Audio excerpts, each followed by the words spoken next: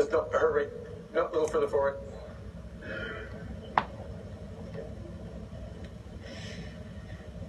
Assalamu alaikum and good evening, Mr. Prime Minister. Alaikum salam. And respectable ladies and gentlemen. My name is Bushra Mughal and I'm doing PhD Electrical Engineering from Lakehead University under supervision of Dr. Salama Ikki. I'm an international student and my home country is Pakistan. Mr. Prime Minister, I actually don't have any question today, but I need to say something. And I would like to thank you very much for your truly kind words, support and gesture of love and acceptance and respect towards all the Muslims around the world after Newzealand Massacre.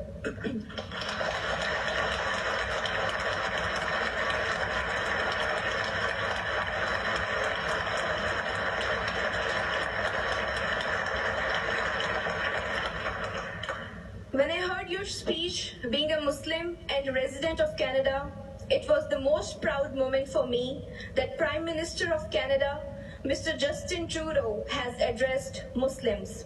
Undoubtedly, your words matter, they affect and they impact. Mr. Prime Minister, I thank you very much, and I must say in the end that because of the way you have addressed Muslim community in your speech, undoubtedly I feel more secure among all the countries in Canada right now. So,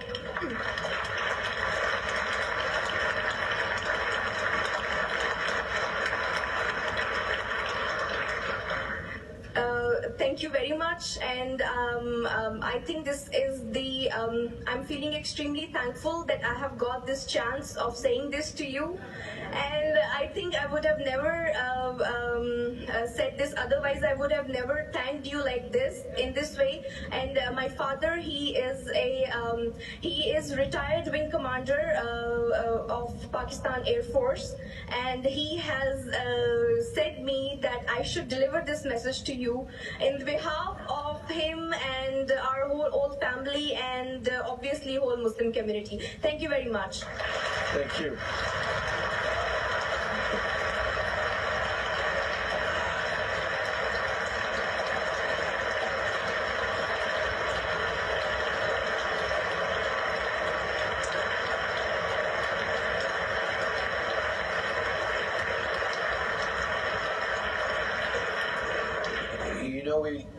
We live in a world that is kind of scary sometimes, where we see terrible, horrific, hate-filled tragedies and attacks and terror attacks happening around the world. We had one here in Canada 2 years ago where 6 men were gunned down in a mosque just outside of Quebec City just because they were Muslims. And what happened in Christchurch is yet another example of the intolerance and hatred that does exist.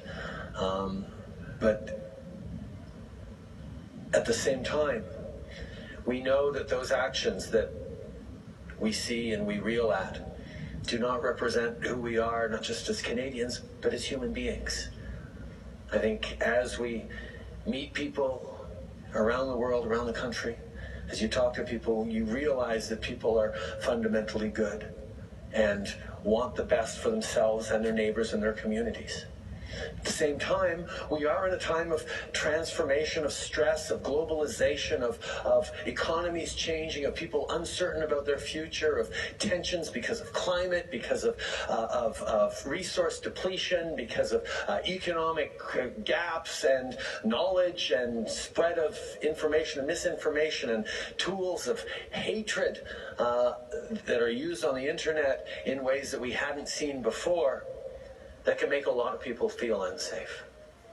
But to see, whether it's a terrible house fire that killed 7 kids seven immigrant kids in Halifax a few months ago, or a terrible terrorist attack, or whatever tragedies hit different communities, to see the communities come together and be there for each other and learn to lean on each other and to support each other. We are reminded that for every hateful tweet we see or every comment board that we shouldn't have looked at on the internet. Canadians and people all around the world want to live in a better, peaceful, more respectful, more open world.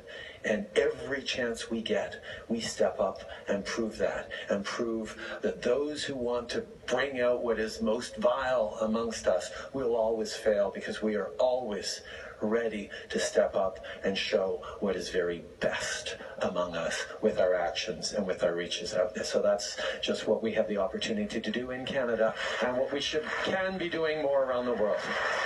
Yes.